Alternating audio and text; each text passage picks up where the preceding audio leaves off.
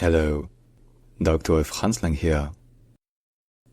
This Nigerian-British actress is known for compelling roles in Jupiter Ascending and in the personal history of David Copperfield.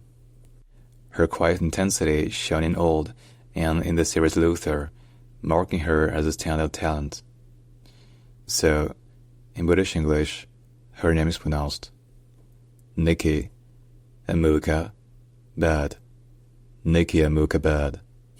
Nikki Amuka-Bird. Nikki Amuka-Bird. So, her first surname is Amuka, with the stress on the second syllable. So it's Amuka.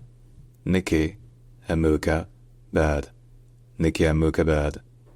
Nikki Amuka-Bird. Nikki Amuka-Bird. Alright, if you enjoy learning about pronunciations, be sure to subscribe to my channel for more pronunciation guides from around the world. Join me on this linguistic journey and stay tuned.